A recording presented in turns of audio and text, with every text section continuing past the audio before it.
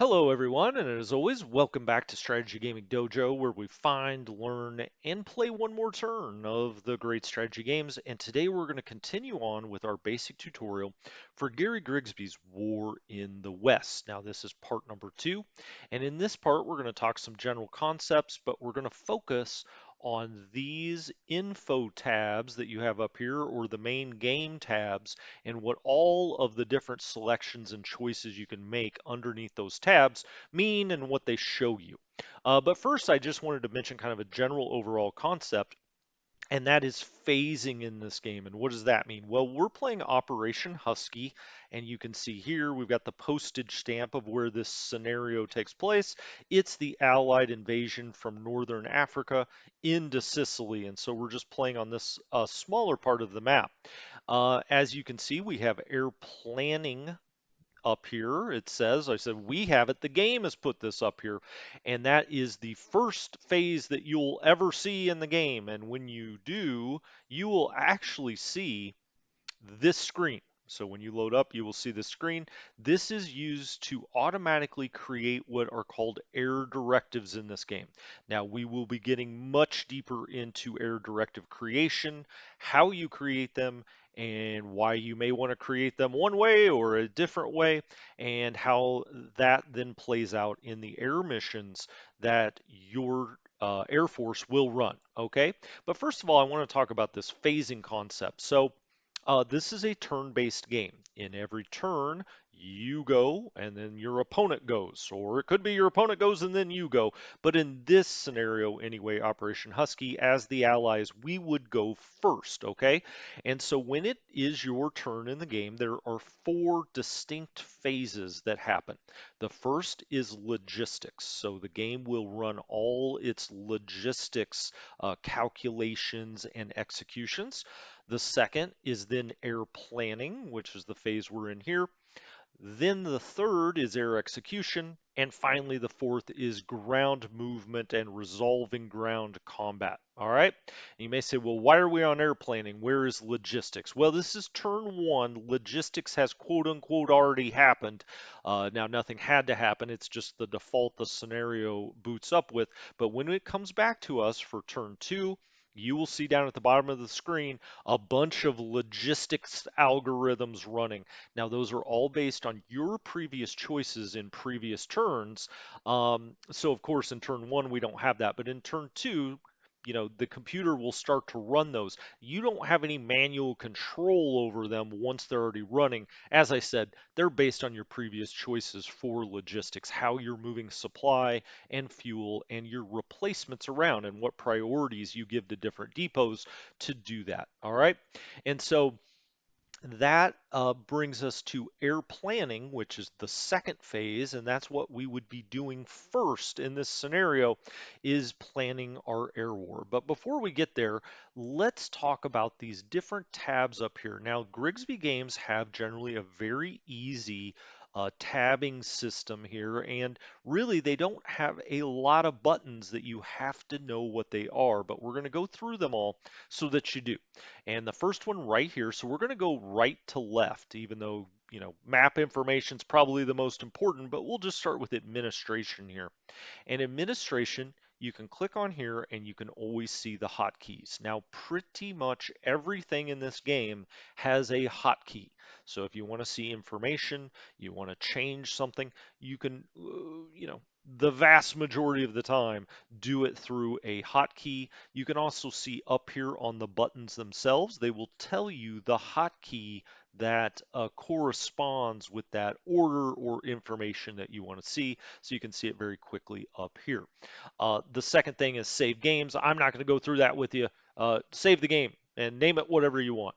The third one is game options. Now, we talked about all of these last time, all right? And we did want fog of war on. Come on now. Okay, so we're going to put fog of war on. The computer is controlling. We went through all of this. We won't go through it again.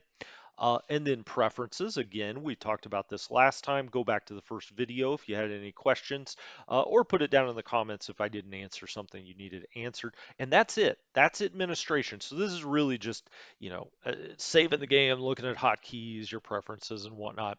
It truly is administration. So let's go to the info screens next. Now, what are in the info screens tab? What is that all about? It's really databases in many respects. It tells you all kinds of different information about the game, numbers wise. And so you're going to be seeing a lot of spreadsheets. The first one we have here is order of battle. And you can start up here with General Dwight D. Eisenhower at AFHQ. And then you can plus that down. And you can start to see all of the units underneath Eisenhower at the top of the food chain. You can further drill down into the 15th British Army Group if you want, and you can see what's underneath them, or the 7th U.S. Army, or the 8th British Army. You can keep going down here. Mediterranean Allied Air Force, you could open that up, and it will tell you a lot of stats about these units or the bigger overall commands themselves. For instance, Mediterranean Allied Air Force has 1,273 fighters, 1,534 bombers, 793 auxiliary aircraft, okay? And so you can see all that over here. You can sort it, you can filter it, you can do what you want with it. Over here to the right, this gives us a big overall picture of how many men are both in the Army and ready. Okay, and so this shows you both how many men, guns, AFVs, which can be tanks or armored cars, and planes that each country in the Axis has, including Axis allies, and then also for the Western allies here, you can see all of those numbers. And so that's order of battle. Oftentimes those will link out to other things if you want to link out from there and see, where they are on the map, etc. Um, Axis losses, Allied losses. You can see that here on the show losses screen, okay? Production. Now, in this game, you do not have control over production. It's a sort of an abstracted concept.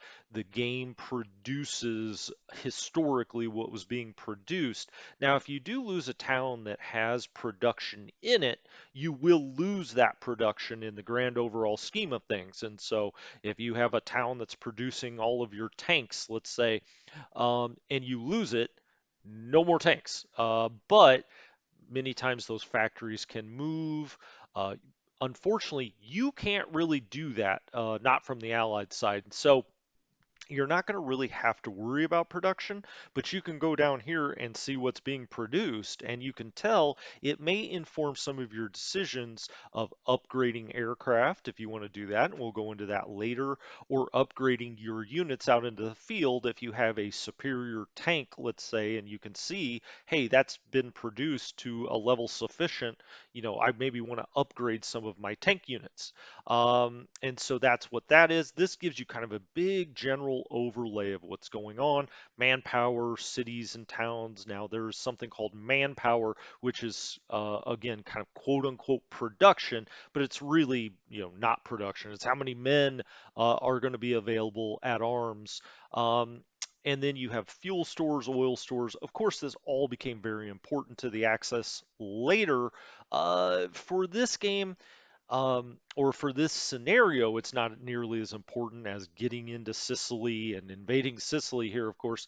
But if you do play the big uh, grand campaign, then it will become important how much of a squeeze you can put on the Axis for their oil and their fuel done by strategic bombing. And we'll get into that later when we get into the air war, okay?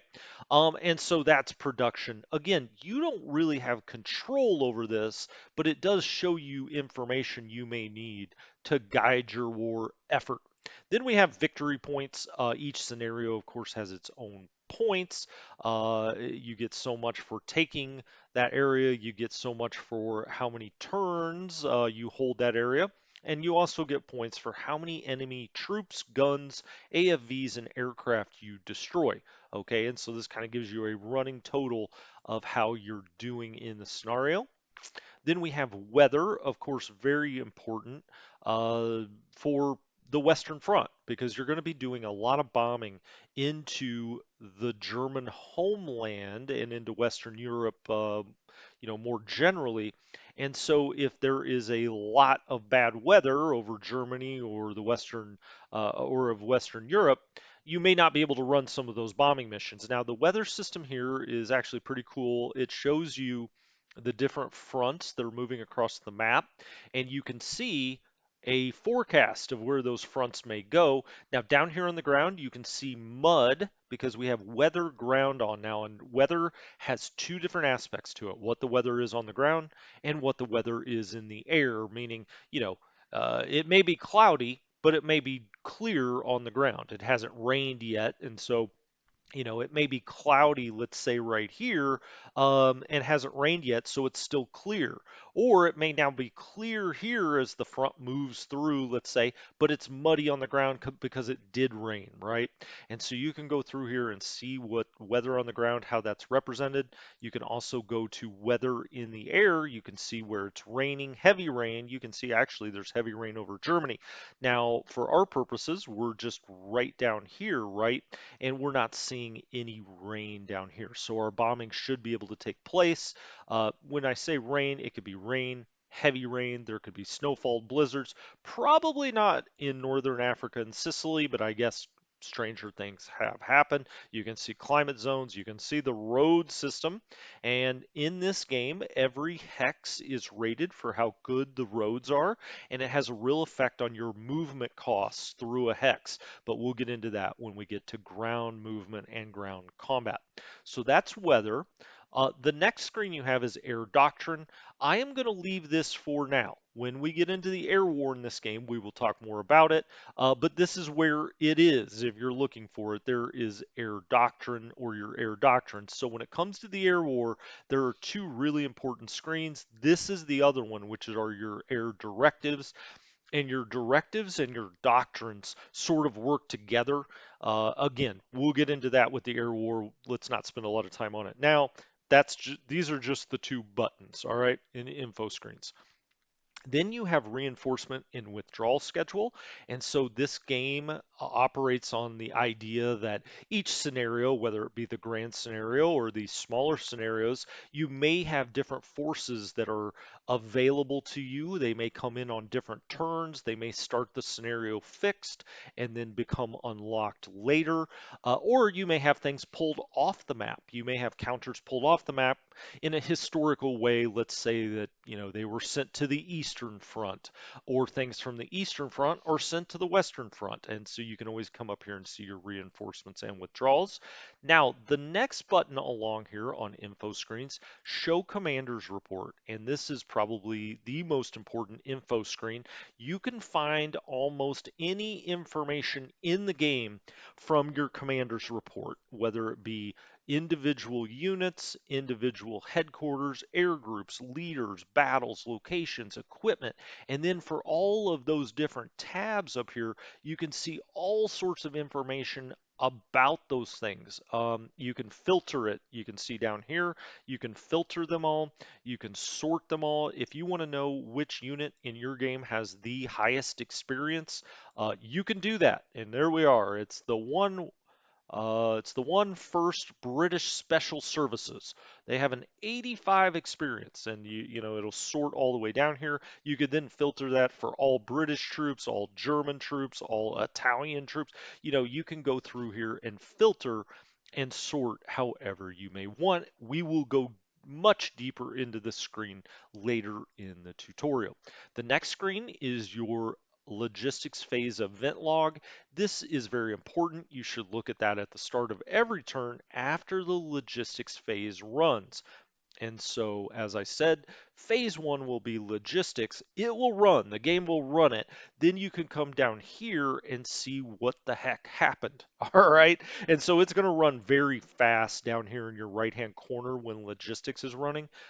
Don't worry about that. You can always then come up here to your logistics phase event log and go through it. As we get into the scenario and play it a little bit through this tutorial, we'll go back and look at this. Then you have a metric screen. So if you're more of a visual person, you can kind of go to what's in a logistics and the commander's report and do these things visually with graphs. You can see all of these different things: fuel stores, losses, how many men you have, how many victory points, and it tracks it on a turn by turn basis so you can see that in a visual format. This is airborne planning. Again, that will have its own episode. We will go through that, but you can start to plan airborne invasions from this screen. It's a very handy way of doing that. I really like this, the way that they've set it up, and we'll do a whole episode about airborne invasions, of course, on the Western Front. Very important. And so that is info screens. Now, you may be saying, why aren't you going down here? Well, we call this like the third bar.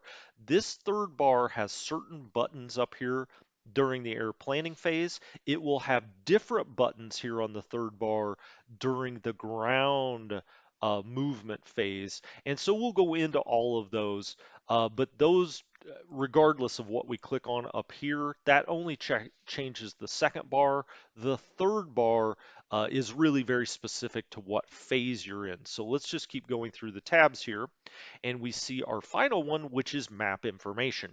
Map information allows you to visually put things on the map so that you can see whatever it is you want. Well, I don't want to say whatever, but you can see a lot of information on the map from your map information tab. And this is the tab you would generally have it on as you're playing the game, and you can go up here and figure out, what you want to see on the map. And so first of all, let's zoom in. There are 5 zoom levels, and you can see you could do it up here, or you could, whoops, or you could do it with your mouse wheel if you prefer. And as you can see, whoa, where did we get off to there? As you can see, we can go all over the map here, but you can zoom in and out with your mouse wheel. You can zoom in and out with these buttons, all right? You could also, as we get back here to Northern Africa finally, as I took a little walk about there on the map, you can also remove the counters off the map. So if you're having a hard time seeing what the terrain is in Tunis, you should probably know that that's a town. It's an urban area, which is actually distinct from just being a town. It has other penalties and bonuses to it. But if you couldn't really tell what it was, or you just wanted to see, hey, is this rough terrain here? If you put the units back on, let's say this one, you just didn't know what it was, you can always take the units off. Okay, what is this? This is toggle enemy hexes on. I always play a Grigsby game with that pushed.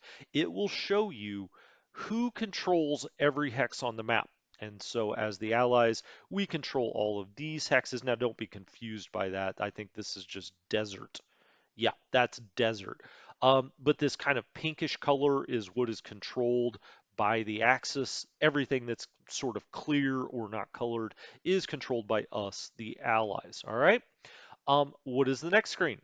Fort levels. Well, in this game, and we'll get much more into this once we get into ground combat, in this game, units naturally start to build fort levels as they sit in a hex. And so this game is played on 1 week turns, as you might imagine. If this unit, and we don't know what the fort level is right now, because we have no detection on this unit. We don't, we haven't flown recon over it, and so we just don't know. We're playing with fog of war on, and so you can't see the fort levels on the map right now. Could we see our own? Yeah, but it doesn't look like we really have any, none that I see that are apparent. It will come up as a little circle on the screen and tell you the fort levels. Now, fort levels run from 1 to 5.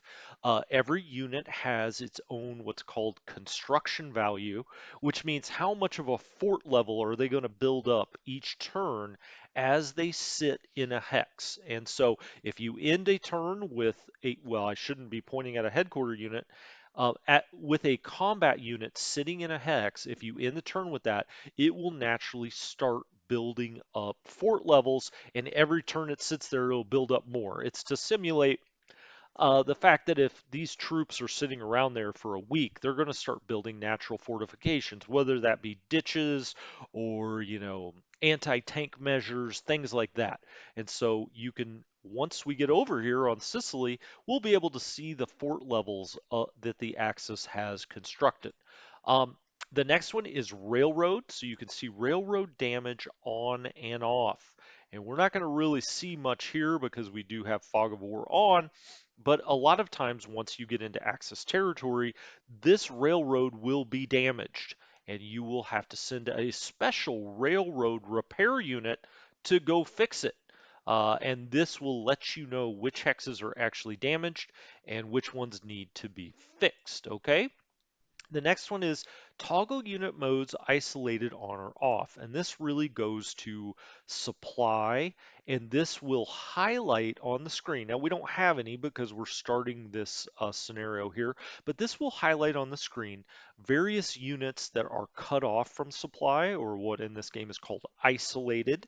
They can't trace out friendly hexes out of where they're trapped, okay? And so as long as let's just take this unit for example, as long as there's a pink hex where these units can trace back to a railway, let's say, they are not isolated. But let's say we surround them and there's no friendly hexes anywhere around them, then they would become isolated. They will be highlighted red when you put this down here. You can also see different units that are maybe a little too far from supply, they're not getting what they need, those are often highlighted in yellow, and that is that screen or that map info button. Toggle logistics on or off, and with the logistics on or off, you can get down in here, you can see the depots where we have supply depots. We will do a whole episode on supply, how it works in this depot system. The black right here is their capacity. We'll get into the other representations, what this number means when we do the supply one. Production, now I told you we don't control production here, but you can certainly see it on the map. And so this is manpower. This means there's a rail yard here. This means there's a port here, and you can go through here. I don't know where we make our tanks. Out here in the desert somewhere? Nah, probably not. Probably all the way back in jolly old England, or back on the U.S. In the U.S. East Coast, or maybe all the way back in Detroit. But we don't have that on this map. But this can very quickly let you know what kind of production is on the map. It's probably more interesting to see what's over here for Axis production. But again, because of fog of war, we can't see those on the map. Then we have air recon levels. We have not recon this at all, so it will turn up purple. It's green if we have reconned it, and will turn various shades depending on how much recon you've done. This is the air interdiction levels. That is a topic for the air episodes, but it will show you how much interdiction you're doing.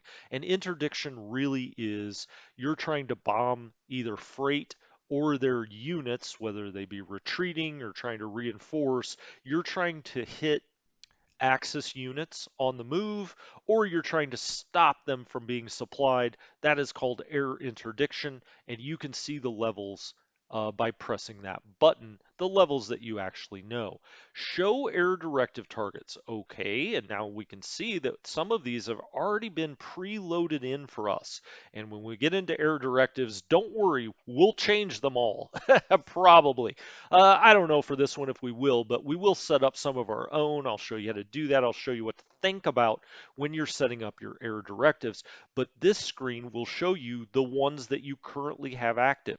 And you can see here recon, ground attack, air superiority directives. There are only about 5 directives. And if you're asking, well, what the heck's a directive? Essentially, in the air war, you give your air forces big overall commands. So think of it, if you were thinking of it on the ground, it's a command sort of like, hey, go take Sicily with an airborne invasion. Okay, if you were thinking of it on the ground. In the air, those are called directives, such as gain air superiority over this part of Sicily. All right, so you're giving it those kind of big, grand overall orders. The game itself will do the missions or set up the missions to accomplish that directive. So you're giving an objective. The game sets up the missions then that will go try to accomplish that objective. And I'll show you kind of the air directive creation screen where you can very quickly just check some boxes to tell the game what you want. And we will also drill all the way down, and I'll show you how to manually set these air directives. When you do, then you can come back out to the map, click that button, and see what you've set up. All right. This is the weather. You can show the weather on the ground, in the air. You can show just the ground. I guess that's ground. You can show it just in the air, or you can show no weather at all if you prefer. Victory locations. Okay, every scenario, and we saw that victory screen. Or the, yeah, victory point screen, I think is what they call it right here. Victory screen. That's what we want. And this will show you what the objectives are on the map with these little flags. Okay, now then, let's go all the way over here to the right. I'm going to save the third row of buttons for when we actually do those phases. So next time we're going to talk about the map itself, what you're seeing here, what every hex will tell you as you hover over it, or what the pop-up will tell you about that hex. We're going to talk about that next time. And then in part 4, we're going to start the air planning phase and talk all about air planning, and then we'll get into all of these buttons that are very specific to the air planning phase. But I will just point this one out, which is F11. This is on both the air planning third bar and on the ground movement combat third bar. That is battle sites. And so this will pop up an explosion looking icon. You can click on that and see exactly what battle happened there. You could do it on the ground, in the air, or both. When you have that clicked down, you will see your battle sites, where battles have taken place. You can pull those back up if it went by too fast when it was being resolved, and you can see exactly how many troops were involved, how many planes were involved, how many losses you took, etc. Over here to the right, what do we have? Well, we have the date, of course, and as I said, these are 1 week turns. So turn 2 will be July 10th, 1943. It tells you the turn. You can then see movement points here. Let me actually get off of this one and see if it changes that representation. I just can't remember off the top of my head. We'll come back to this. This has to do with supply, but we'll get into that later. Admin points. Admin points are points that you can spend to change the command structure. You can change generals and how things are structured, but to do that, you have to spend admin points. We right now have 11. We will go into all of that, of course. It then shows you the victory points on each side. So you got a scoreboard up here if you really want to know who's winning, what's going on. This over here will show you whose turn it is, who is the phasing player at that point. This time it's us, the allies. This right here is set soft factor. And this soft factor, we can click through them here. This is an icon that will be shown on your units. And let me show you what I mean. Um, Take that off very quickly, and we'll go down here and find one of our units once we click them back on. And let's take this unit. You see this green triangle that's up here? That is what's called the soft factor. And the soft factor up here can be set to whatever you want. It's a very quick way of getting information. In this case, it's set to supplies, but we could set it to fuel. How much fuel do each of these units have? We could set how much ammo, and it'll show us this one's now red. So now we know this headquarters unit, that's okay. Headquarters don't need ammo, but it shows us it is low on ammo. So it goes from kind of this bright green all the way down to red. If you think about a stoplight, it will first turn kind of a yellowish color, then orange, and then finally red. We could also see units attached, and we'll get into support unit attachment along the way here. Supply priority, which goes into the logistics system. None, you could set, that was the previous one, was none. You could set morale. Who's got good morale out here? Well, these units seem to have really good morale. These are kind of a little more orangish yellow, so they don't have as good a morale. Finally, the final button to worry about is move on to the next phase. And so once you set up all of your air planning, you would hit that F12. The air execution phase will then play out. The AI will do that based on the planning that you've done. So think of it this way: logistics, phase one, the AI does all of that. Air planning, phase two, you set up the planning. You can use the AI assistance if you want, but you're setting it up. Then you hit this F12, or you could hit F12 as well if you want to. Um, the game will then do the air execution phase. And again, you don't have any control over that. It's all based on your air planning. And then once the execution phase is over, it will show you during the air execution phase everything that's going on the map, depending on your message level that you have set up and how much information that you've requested. But then it moves on to the ground unit phase, and that is phase four. And again, you have control. So in one and three, the AI plays out based on previous things you've done. In phases two and four, you have direct control. And with that, I think we're going to call this episode a wrap. When we come back next time, we're going to get down here on the map. We're going to look at all of these hexes, what they represent, what's being represented on the map here in them.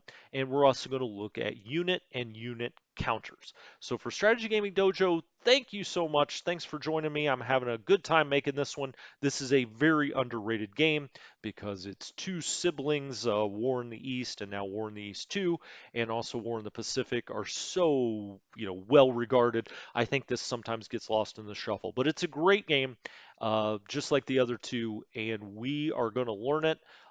When we come back next time, we'll get down on the map. All right, Strategy Gaming Dojo, thank you so much. I'll talk to you next time.